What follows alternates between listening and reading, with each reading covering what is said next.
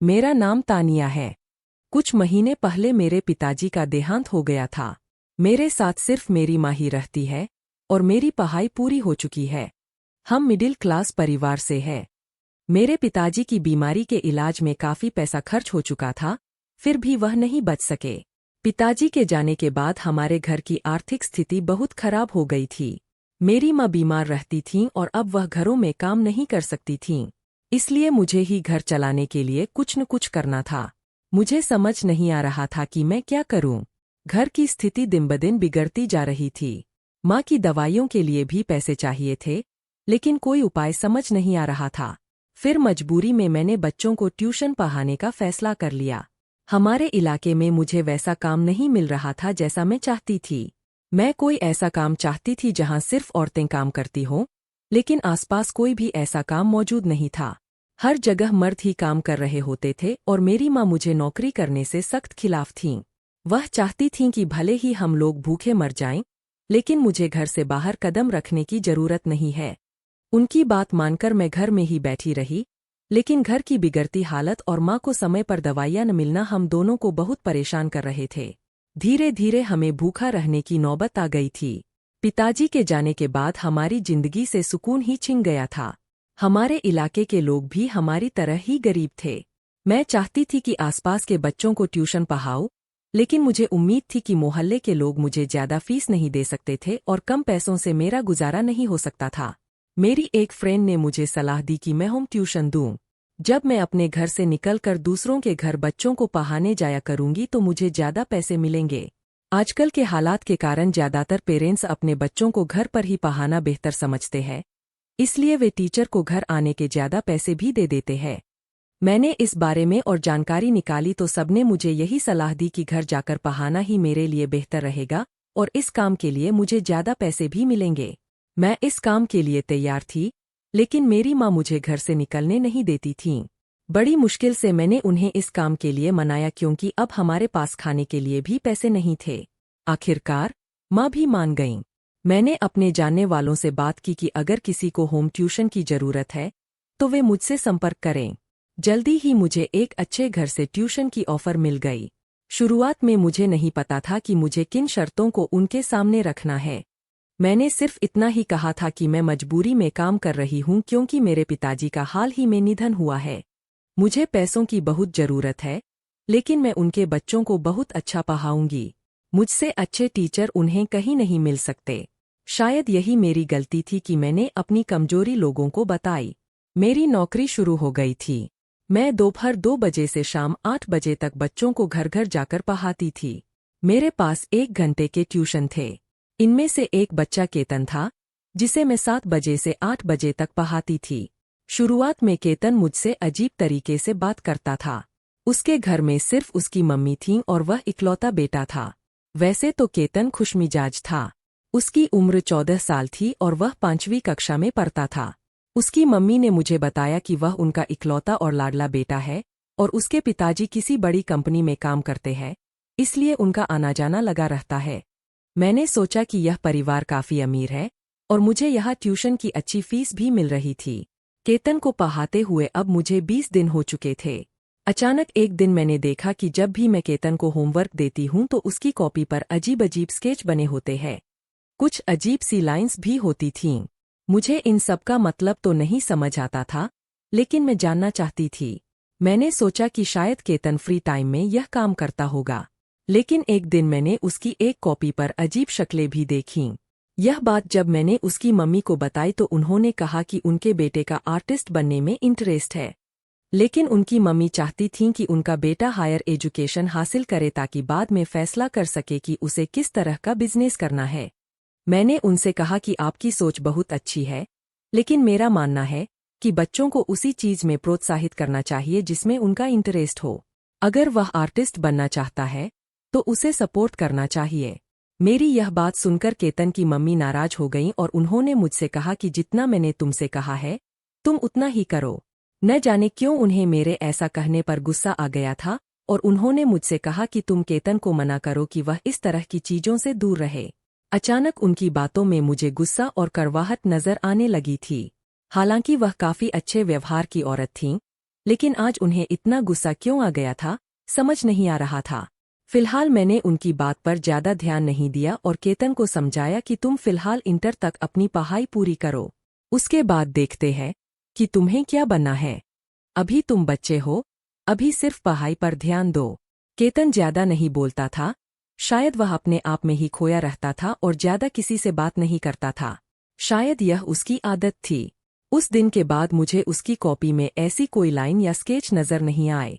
एक दिन जब मैं अपने घर जाने के लिए निकल रही थी, अचानक मुझे ऐसा महसूस हुआ जैसे किसी ने पीछे से आवाज दी हो। लेकिन जब मैंने पीछे पलटकर देखा तो कोई नहीं था। मुझे लगा जैसे केतन ने आवाज दी हो जिसे रोज पढ़ाने आती थी। अगले दिन जब मैं केतन के घर गई तो यह देखकर हैरान रह गई कि केतन को तेज बुखार है। उसकी मम्मी ने बताया कि उसकी तबीयत ठीक नहीं है और वह ट्यूशन नहीं पढ़ेगा। मैंने उसकी मम्मी से कहा कि मैं एक बार मिलकर उसकी तबीयत के बारे में पूछ लेती हूँ। यह कहते हुए जब मैं उसके कमरे की तरफ जाने लगी तो उसकी मम्मी ने मुझे अजीब अंदाज में रोक लिया और कहा कि वह सो रहा है, तुम कल मत आना, 2 दिन बाद आकर पढ़ा लेना। मुझे केतन की मम्मी का व्यवहार बहुत अजीब लगा, लेकिन मैं खामोशी से उसके घर से निकल आई और सोचने लगी कि कल तक तो केतन की तबीयत बिल्कुल ठीक थी। शायद मौसम की वजह से उसकी तबीयत खराब हो गई होगी, तभी तो वह इतना कमजोर है, लेकिन बहुत प्यारा है।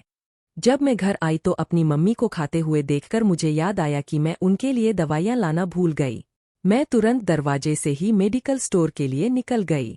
जैसे ही मेडिकल स्टोर से दवाई लेकर उतरने लगी, अचानक मेरा पैर मुड़ा और मैं मेडिकल स्टोर की सीढ़ियों से गिर गई।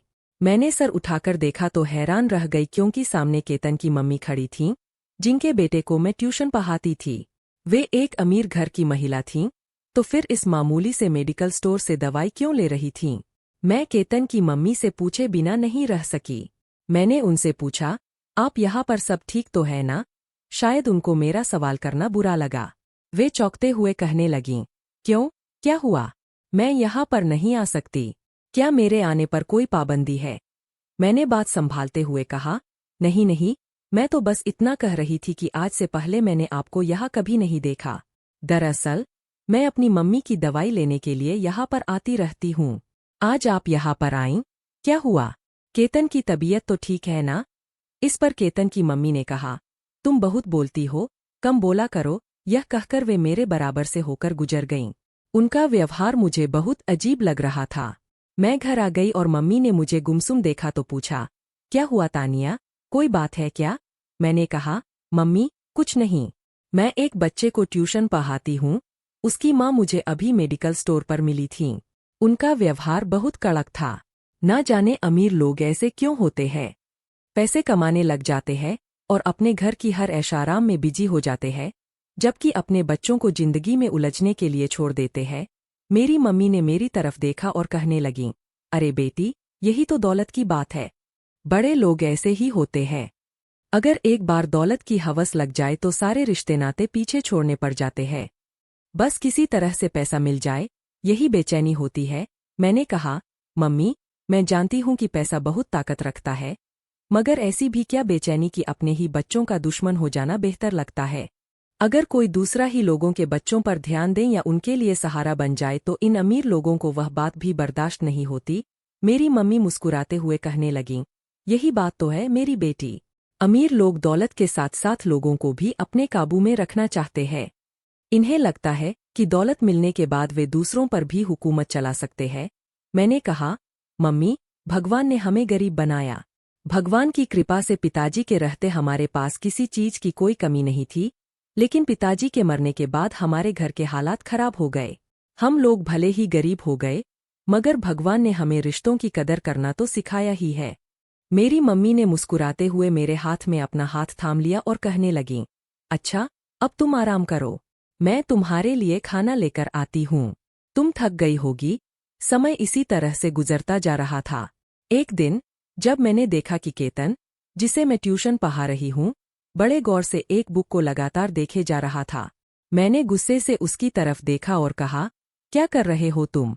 तुम्हारा ध्यान पढ़ाई की तरफ नहीं है। मैं कब से तुमसे एक ही सवाल पूछे जा रही हूँ और तुम मेरे सवाल का कोई जवाब नहीं दे रहे। केतन ने कहा, अगर मैं आपको कोई जवाब दूंगा तो आप खुश हो जाओगी। लेकिन यह बात मेरे लिए सही नहीं रहेगी और मेरी सेहत पर इसका बुरा असर पड़ेगा।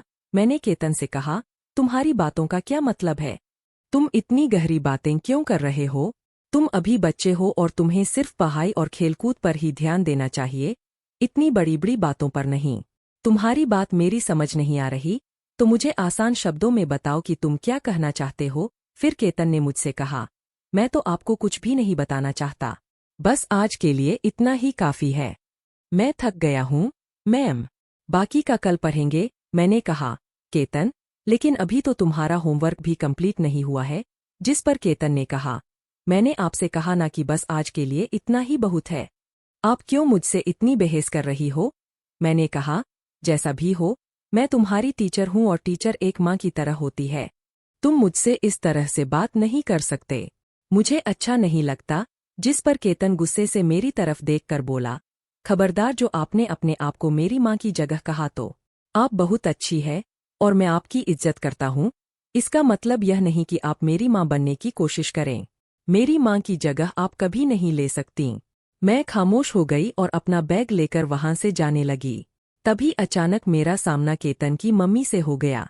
मैंने उन्हें देखकर नमस्कार किया तो उन्होंने मेरे नमस्कार का जवाब देते हुए कहा, यह रही तुम्हारी 1 महीने की एडवांस फीस और कल तुम यहाँ मत आना, क्योंकि हम लोगों को कहीं जाना है। परसों ही आना। मैंने नरमी से कहा, आपकी बात ठीक है, लेकिन परसों से आपके बेटे के टेस्ट शुरू हो रहे हैं और मुझे लगता है कि उसे पढ़ने की जरूरत है। अगर इस तरह केतन की छुट्टियां होती रहीं और उसे गिफ्ट मिलता रहा तो उसने जितना भी पढ़ा है वह सब कुछ भूल जाएगा और उसके मार्क्स भी अच्छे नहीं आएंगे। मेरी बात सुनकर केतन की मम्मी को गुस्सा आ गया था। वह कहने लगीं, अरे लड़की, तुम्हें क्या हो गया है? मेरा बेटा थोड़ी ना तुमसे डॉक्टरी पढ़ रहा है, जो एक दिन की छुट्टी करने से इसका नुकसान हो जाएगा। अभी तो बच्चा है और छोटी सी क्लास में है। बच्चों पर इतना फर्क नहीं पड़ता। तुम्हें ज्यादा उसकी माँ बनने की जरूरत नहीं है। इतनी भी गहराई में सोचने की जरूरत नहीं है। केतन की मम्मी की बातें सुनकर मैं तो शर्मिंदा हो गई। कितना कड़वा बोलती है ये औरत। मुझे वहीं छोड़कर केतन की मम्मी अंदर चली गईं। सारे रास्ते मैंने यही सोचते हुए अपना दिल पक्का कर लिया कि आइंदा मैं कभी भी अमीर लोगों के किसी मैटर में नहीं बोलूंगी। अगर केतन फेल होता है तो हो जाए, मगर मुझे इस बात का अफसोस रहेगा कि केतन काफी इंटेलिजेंट है और उस पर थोड़ा सा ध्यान देने से वह कामयाबी हासिल कर सकता था, लेकिन उसकी माँ ऐसा नहीं चाहती थी। मेरे लाख कोशिश करने के बावजूद भी कुछ नहीं हो सकता था। मैं आगे बढ़ने लगी जब अचानक मुझे फिर से महसूस हुआ कि किसी ने मुझे आवाज दी। मैं रिक्शे में बैठने जा रही थी। अचानक मुझे फिर से महसूस हुआ कि मुझे दोबारा से किसी ने पुकारा। मुझे कार से दम घुटता हुआ महसूस होने लगा। मैंने रिक्शा रुकवाया और पीछे पलटकर देखा। इधर उधर दाएं बाएं सब तरफ देखा, मगर मुझे कोई भी ऐसा दिखा नहीं। पता नहीं क्यों मुझे बार बार ऐसा लग रहा था जैसे मुझे कोई पुकार रहा है, और ऐसा सिर्फ उस समय ही होता था जब मैं केतन के घर से ट्यूशन पढ़ाकर निकल रही होती थी। शायद मेरी मम्मी घर पर मेरा इंतजार कर रही होती थी, क्योंकि इस समय रात के 8 बज जाते थे, इसलिए मुझे ऐसा लगता था। लेकिन मेरा दिल इस बात से बेफिक्र नहीं हुआ। यह सब सिर्फ मेरा वहम था। जिंदगी इसी तरह से चल रही थी कि अचानक मेरी जिंदगी में एक बड़ा तूफान आ गया। मैंने कभी सोचा भी नहीं था कि मेरी जिंदगी में ऐसा समय भी आ सकता है। अगले दिन जब मैं केतन को पढ़ाने के लिए उसके घर गई, तो वहां एक आदमी को बैठा देखकर मुझे बड़ी हैरानी हुई। वह मुझे अजीब सी नजरों से देख रहा था। मैंने अपना दुपट्टा ठीक किया क्योंकि मुझे बहुत अजीब लग रहा था। इस आदमी की आंखों से ही ऐसा लग रहा था कि यह कोई सही आदमी नहीं है। मैंने आज से पहले इस आदमी को इस घर में नहीं देखा था। ना जाने यह कौन था। मुझे सोच विचार में देखकर केतन ने मुझसे कहा, मैम, यह मेरे पापा है। ज्यादातर काम के सिलसिले में दूसरे शहरों में रहते हैं। यह सुनकर मुझे कुछ सुकून मिला, वरना मैं तो डर ही गई थी कि ना जाने यह कौन इंसान है जो इस समय घर में मौजूद है। जितनी बेफिक्री से यह यहाँ बैठा हुआ था, मेरी जगह कोई और होता तो उसे भी शक होने लगता। फिलहाल वे लोग वहां बैठे हुए थे। केतन की मम्मी ने उसे बिस्किट लाने को कहकर दूसरे कमरे में भेज दिया। मुझे इस घर में केतन को ट्यूशन पढ़ाते हुए 3 महीने हो गए थे, इसलिए मैं जानती थी कि अगर वे लोग लिविंग रूम में बैठे हैं तो मैं किसी दूसरे कमरे में जाकर पढ़ा सकती हूँ। मैं केतन को पढ़ा रही थी जब अचानक वह आदमी अपने कमरे में आकर बैठ गया। मुझे उसका बैठना बहुत अजीब लगा था। उसने मुझे हेलो कहा, जिसे मैंने नरमी से जवाब दिया। उस आदमी ने कहा, मेरा बेटा आपको तंग तो नहीं करता? मैंने उसका प्रोग्रेस रिपोर्ट देखा है। इसके मार्क्स तो बहुत अच्छे आए हैं। आप सच में मेरे बच्चे को बहुत अच्छा पढ़ा रही है। आपकी फीस के पैसे वाकई कामयाब हो रहे हैं। मैंने इस आदमी की बात पर जवाब देते हुए कहा, जी, आप ठीक कह रहे हैं। मैं पैसे ही इस बात के लेती हूँ। उसने बहुत गहरी नज़रों से मुझे देखा, जिसे मैं पहचान गई थी। तभी केतन की मम्मी कमरे के अंदर आ गईं। उन्होंने अपने पति से बातें की और फिर वे अपने पति को कमरे से लेकर चली गईं। मुझे लोगों की हरकतें समझ नहीं आती थीं। पता नहीं ये लोग खुद को क्या समझते हैं। मैं और केतन पढ़ाई कर रहे थे जब दोबारा वह आदमी उस कमरे में आया और कहने लगा, टीचर, अगर आपको किसी भी चीज की जरूरत हो तो आप बेझिझक मुझे बता सकती है। मैंने मुस्कुराते हुए कहा, नहीं, मुझे किसी चीज की जरूरत नहीं है। लेकिन अगर आप इस कमरे से चले जाएंगे तो मेरे लिए केतन को पढ़ाने में आसानी हो जाएगी। मेरी बात सुनकर अचानक उस आदमी के चेहरे का रंग बदल गया था। शायद मेरी बात उसे बुरी लगी थी, लेकिन मैं क्या करती? मुझे पढ़ाने में डिस्टरबेंस हो रहा था। फिर भी वह खामोशी से मेरी बात पर खुद को कंट्रोल कर गया। मैं अभी उसी दरवाजे की तरफ देख रही थी जहां से केतन के पापा चले गए थे। तभी अचानक मुझे वही पुकार सुनाई दी जो इससे पहले भी 2-3 बार सुन चुकी थी। मैंने पलटकर देखा तो मेरी चीख निकलते निकलते रह गई। वह बच्चा जिसे मैं ट्यूशन पढ़ा रही थी, वह इस अंदाज में मुझे देख रहा था जैसे कुछ कहना चाहता हो, जबकि मुझे केतन से डर लगने लगा था। मैंने कहा, तुम्हें क्या हो गया है? मैं तो तुम्हारे सामने ही बैठी हुई हूँ। आखिर तुम मुझे क्यों पुकार रहे हो? केतन कहने लगा, मैं आपको इसलिए पुकार रहा हूँ क्योंकि आप मेरी मदद कर सकती है। इसे आगे केतन कुछ बोलने ही वाला था, तभी अचानक कमरे के अंदर उसकी मम्मी आ गई और केतन अपनी बात बोलते बोलते खामोश हो गया।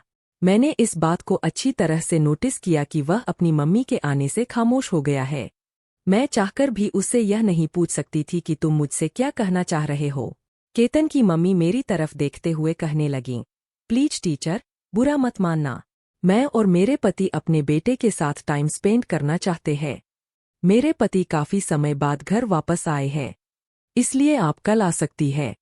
आज के लिए इतना ही बहुत है। मैं भी दिमागी तौर पर बहुत डिस्टर्ब हो चुकी थी, इसलिए जल्दी जल्दी केतन के घर से निकलना चाहती थी। मगर घर से निकलते ही मुझे फिर से वही पुकार महसूस हुई। मैंने इस बार पीछे पलटकर देखा तो मुझे यकीन हो गया था कि जरूर दाल में कुछ तो काला है, क्योंकि केतन अपने घर की छत पर खड़ा हुआ मुझे देख रहा था। मैंने समझ लिया कि मुझे हर बार कोई और नहीं बल्कि केतन ही पुकारता है। मैंने एक बात का फैसला कर लिया कि मैं कल हर हाल में इस पुकार का मकसद जानकर ही रहूंगी। मगर यह बात मुझे केतन की मम्मी से छुपानी थी, क्योंकि केतन की मम्मी के सामने वह बहुत खामोश रहता था। शायद पिता की दूरी की वजह से ऐसा हो गया हो। ऐसा ही हो सकता है, क्योंकि आज मैंने उसे अपने पिता के साथ मुस्कुराते हुए भी देखा था, जबकि वह बच्चा ज्यादातर सीरियस रहता है। शायद उसकी मां उसके पिता के पीछे उसके साथ बहुत सख्त बिहेव करती हो। फिर मेरे दिमाग में यह भी ख्याल आया कि ऐसा भी तो हो सकता है कि वह औरत केतन की सगी मां नहीं बल्कि सौतेली मां हो।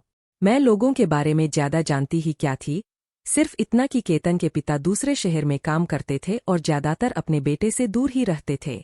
उसकी मां को देखकर लगता है कि वह किसी कंपनी में जॉब करती है, और इन 3 महीनों में मैंने किसी रिश्तेदार या पड़ोसी को उनके घर आते जाते नहीं देखा। मैं ही सिर्फ उनके बेटे को पढ़ाने के लिए जाती थी। कभी कभी मुझे लगता है कि शायद सारे अमीर लोग एक जैसे ही होते हैं, खुद में बिजी रहते हैं और अपने बच्चों पर कभी ध्यान ही नहीं देते। शायद यह अमीर लोग एक दूसरे से दूरी बनाकर रहना ही पसंद करते हैं। कितने सारे सवाल मेरे दिमाग में घूम रहे थे, सिर्फ एक पुकार की वजह से। मैं समझ ही नहीं पा रही थी कि अगर मैं लोगों के बारे में कुछ जान भी लेती और इस पुकार का मतलब समझ भी लेती तो क्या कर लेती। मुझे अब अगले दिन का इंतजार करना था। वह भी अगर मुझे मौका मिलता तो मैं केतन से इस बारे में बात करती, क्योंकि जब भी मैं केतन से कोई बात करने की कोशिश करती, उसकी मम्मी पहले ही कमरे में आ जाया करती थी। उसकी मम्मी हमेशा अपने बेटे के सर पर सवार रहती थी। उन्हें ऐसा लगता था कि उनका बेटा मुझे कुछ बताना चाहता है, इसलिए वह ज्यादा से ज्यादा हम पर नजर रखती थीं। मैंने सोच लिया था कि यह सब कुछ आसान नहीं होगा। ऐसा भी हो सकता है कि केतन किसी मुश्किल में हो और मुझसे मदद लेने की कोशिश कर रहा हो। अपने दिमाग में ना जाने कैसी कैसी बातें बना रही थी और अपने दिमाग में ना जाने कैसे कैसे प्लान क्रिएट कर रही थी। हकीकत क्या है, यह बात तो मैं भूल ही गई थी, क्योंकि जैसा होता है वैसा दिखता नहीं है और जैसा दिखता है वैसा होता नहीं है। मगर केतन से मैं दिल से अटैच हो गई थी। मुझे एहसास हो रहा था कि वह किसी बड़ी परेशानी में उलझा हुआ है और उसे मेरी मदद की जरूरत है। मगर उसकी परेशानी क्या हो सकती है, इस बात का मुझे एहसास नहीं था। अगले दिन मैं टाइम से पहले ही केतन के घर चली गई और अपने बाकी स्टूडेंट्स को भी जल्दी जल्दी पढ़ा लिया था। जब मैं केतन के घर गई तो मुझे खुशी महसूस हुई, क्योंकि वह आज घर पर बिल्कुल अकेला था। उसके मम्मी पापा घर से बाहर शॉपिंग करने के लिए गए हुए थे। मैंने तसल्ली कर ली कि घर में केतन के अलावा कोई भी नहीं है और नौकरानी मुझे देखकर चली गई। फिर मैं जल्दी से केतन के पास गई और उसे कहा, तुम मुझे सच सच बताओ कि तुम मेरे यहाँ से निकलते समय नरम आवाज में मुझे क्यों पुकारते हो? अगर तुमने मुझसे झूठ बोला तो जब तुम्हारी मम्मी आएंगी तो मैं उनसे तुम्हारी शिकायत करूंगी। मैं उन्हें बताऊंगी कि तुम मुझे पीछे से आवाज देकर परेशान करते हो। मेरी बात सुनकर केतन के चेहरे का रंग बदल गया। उसने गंभीरता से मेरी तरफ देखा और कहा, अगर आपने मेरी मम्मी से शिकायत की और उन्हें यह सब बता भी दिया तो वह आपकी बातों पर यकीन नहीं करेंगी और आपको भी पिछली ट्यूशन टीचर की तरह इस जॉब से निकाल देंगी। जितना मैं आपके बारे में जानता हूँ, आपको मेरी जिंदगी में इंटरेस्ट लेने के बजाय अपनी सैलरी से ज्यादा फर्क पड़ना चाहिए। एक छोटे बच्चे के मुंह से इतनी बड़ी बड़ी बातें सुनकर मैं हैरान रह गई। मगर फिर भी मेरा सवाल वही था। मैंने उससे कहा, तुम मुझे सीधे सीधे बताओ कि तुम मुझे क्यों पुकारते हो? इस पर उसने अजीब ढंग से जवाब दिया, बस आप इतना समझ लो कि जिस तरह मुझे ट्यूशन पढ़ाने के पैसे मिलते हैं वैसे ही आपको पुकारने के भी पैसे मिलते हैं। मैंने उसकी तरफ देखकर कहा, तुम पागल हो गए हो क्या? तुम किस तरह की बातें कर रहे हो? मैं तुमसे कुछ पूछ रही हूँ और तुम मुझे क्या जवाब दे रहे हो? इस पर केतन ने कहा, यही तो मैं भी कह रहा हूँ कि आप मुझे यहाँ पढ़ाने आई है, पढ़ाई छोड़कर ना जाने पुकार पुकार क्या लगा रखा है। मुझे समझ नहीं आ रहा कि आप किस बारे में बात कर रही हो। मेरा मन करने लगा कि मैं अपना सर पीट लूं। यह बच्चा मुझे बातों में घुमा रहा था। तभी अचानक मुझे गाड़ी के हॉर्न की आवाज सुनाई दी। यह केतन के मम्मी पापा की गाड़ी थी। इसका मतलब वे आ चुके थे। मैं जल्दी से किताबें खोलकर पढ़ाने में लग गई और अपने दिमाग से इन सारी बातों को झटक दिया। केतन को पढ़ाने के बाद मैं अपने घर आ गई, लेकिन घर आने के बाद भी मुझे सुकून नहीं मिल रहा था। मैं सारी रात यही सोचती रही कि केतन का व्यवहार ठीक नहीं है। उसके पिता में जरूर कुछ गड़बड़ है। उसके पिता मुझे अजीब नजरों से घूरते रहते थे। उनकी नजरें मुझे चुभती थीं। मेरा शक सही साबित हुआ जब अगले दिन मैं अपनी सैलरी लेने के लिए केतन के घर गई और उसकी मम्मी की जगह उसके पापा को देखकर घबरा गई। उनके एक्सप्रेशन देखकर मैं हैरान रह गई। फिलहाल मुझे सैलरी चाहिए थी क्योंकि मेरी मम्मी की तबीयत खराब थी। मैंने यह बात केतन के पापा से कह दी। जैसे ही मैं अपनी बात पूरी करने जा रही थी, किसी ने मेरे मुंह पर रुमाल रख दिया और मैं बेहोश हो गई। जब मुझे होश आया तो मैंने देखा कि मेरे हाथ पैर बंधे हुए थे। यह देखकर मैं बहुत घबरा गई, लेकिन इस घर को पहचानते ही मुझे यकीन हो गया कि मैं किसी बड़ी साजिश का शिकार हो गई हूँ। यह केतन का ही घर था। इसका मतलब उसके घर वालों ने मुझे कैद कर लिया था। मगर क्यों? आखिरी लोग मेरे साथ क्या करना चाहते थे? मेरी कमर में दर्द हो रहा था और मुझे एहसास हुआ कि मैं काफी देर से एक ही जगह पर बंधी हुई हूँ। मुझे अपनी मम्मी की चिंता हो रही थी। वह जरूर मेरे लिए परेशान हो रही होंगी, क्योंकि रात का समय था और मुझे घर जाने में थोड़ी भी देर हो जाती तो मेरी मम्मी परेशान हो जाया करती थीं। मैंने मम्मी का ख्याल दिमाग में लाते हुए हाथ पैर मारना शुरू कर दिया। तभी अचानक दरवाजा खुला और अंदर आने वाले इंसान को देखकर मैं हैरान रह गई। यह कोई और नहीं बल्कि केतन ही था। मेरे मुंह पर पट्टी बंधी हुई थी, इसलिए मैं कोई आवाज नहीं कर सकती थी।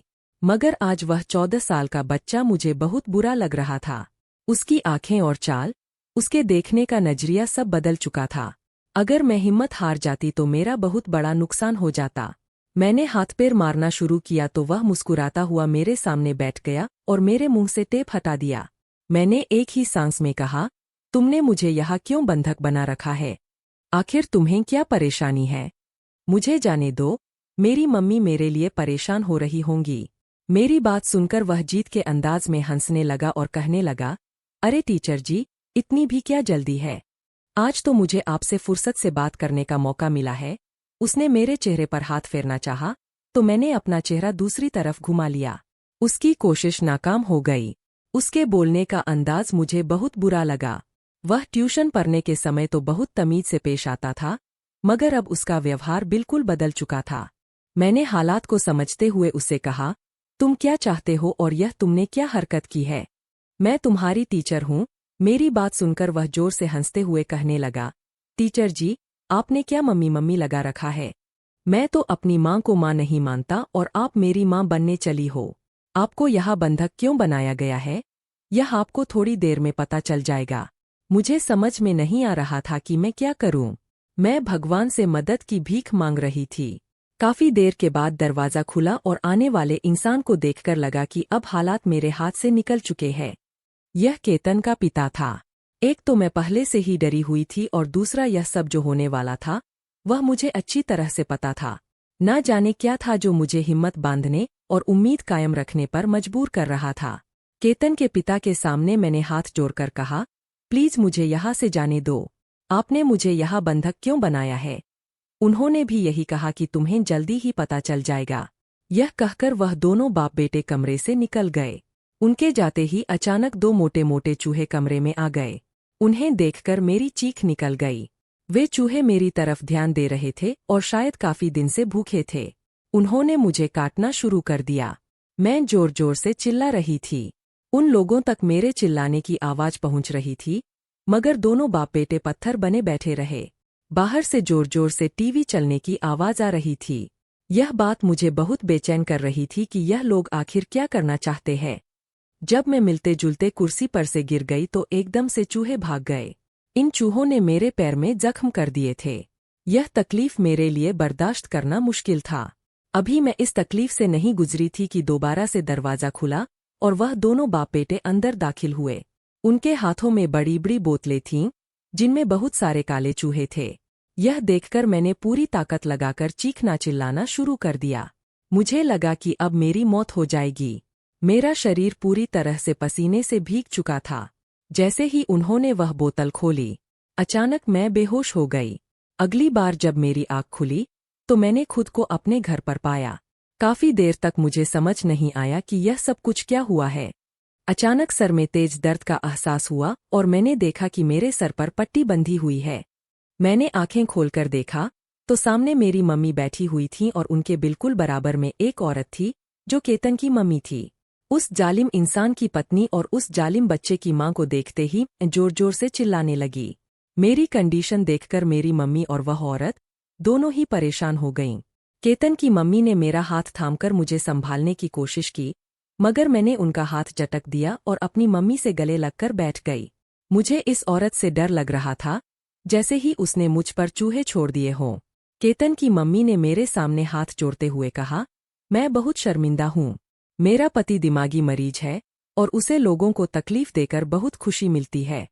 उसका इलाज दूसरी कंट्री में चल रहा है। मुझे लगता था कि वह सही हो गया है, मगर मेरे बेटे में भी वही बीमारी है। मेरे बेटे ने तुम्हारे साथ जो कुछ किया, उसके लिए मैं माफी मांगती हूँ। जब मैं मार्केट से वापस आई तो तुम्हारे चिल्लाने की आवाज सुनी और तुम बेहोश हो चुकी थीं। मैं तुम्हें यहाँ लेकर आ गई। प्लीज मुझे माफ कर दो। मैंने अपने पति और बेटे को पागलखाने में भेज दिया है। वहाँ उनका पूरी तरह से इलाज होगा। मैं तुमसे बहुत शर्मिंदा हूँ। ये कुछ पैसे तुम्हारे इलाज के लिए है। उम्मीद करती हूँ कि तुम मुझे माफ कर दोगी। आगे से हमारी वजह से तुम्हें कभी कोई तकलीफ नहीं होगी। केतन की मम्मी के जाने के बाद मैं काफी देर तक डर से कांपती रही। कुछ समय तक इसी डर में जीती रही, मगर फिर धीरे धीरे जिंदगी की तरफ लौट आई। आज इस हादसे को पूरे 4 साल हो चुके हैं। मेरी शादी हो चुकी है, लेकिन आज भी अगर मैं किसी चूहे को देख लेती हूँ तो मैं सहम जाती हूँ। मगर मेरे साथ दोबारा कभी कुछ नहीं हुआ। कुछ समय बाद जब मैं उस रास्ते से गुजरी तो पता चला कि केतन की मम्मी भी किसी बड़ी बीमारी की वजह से अस्पताल में भर्ती है। केतन और उसके पिता पूरी तरह से पागल हो चुके हैं। यह सुनकर मुझे बहुत अफसोस हुआ, मगर मैं आज भी भगवान का धन्यवाद करती हूँ कि उसने मुझे सेहतमंद बनाकर इस दुनिया में भेजा और जिंदगी जीने का तरीका बताया। मेरी जिंदगी अब अच्छे से गुजर रही है। भगवान की कृपा से सब कुछ ठीक हो गया। मेरा पति बहुत अच्छा इंसान है। मेरी मम्मी भी हमारे साथ ही रहती है। उस दिन के बाद से मैं अपनी जिंदगी बहुत डर कर जी रही थी, मगर भगवान ने धीरे धीरे मेरी जिंदगी को पूरी तरह से बदल दिया। जब मेरी मुलाकात उस लड़के से हुई जिसकी अब मैं पत्नी हूँ। मेरा पति भी एक ट्यूशन टीचर है और उसकी स्कूल में भी अच्छी नौकरी है। उसे मैं पसंद आ गई थी। उसने मेरे घर पर रिश्ता भेज दिया और इस तरह हम दोनों की शादी हो गई। उसने कहा था कि वह मेरी माँ को भी अपनी माँ की तरह ही घर में जगह देगा, क्योंकि उसके माता पिता नहीं थे, इसलिए वह मेरी मम्मी को ही अपनी मम्मी मानता था। मुझे आज भी केतन और उसके पापा जैसे लोगों से बहुत डर लगता है, मगर भगवान की कृपा से मैं धीरे धीरे सब कुछ भूल रही हूँ। दोस्तों, उम्मीद करती हूँ कि आपको हमारी कहानी पसंद आई होगी। अगर कहानी पसंद आई हो तो वीडियो को लाइक करें, चैनल को सब्सक्राइब करें और नोटिफिकेशन बेल को जरूर दबाएं ताकि आपको हमारे अपडेट सबसे पहले मिलें। धन्यवाद।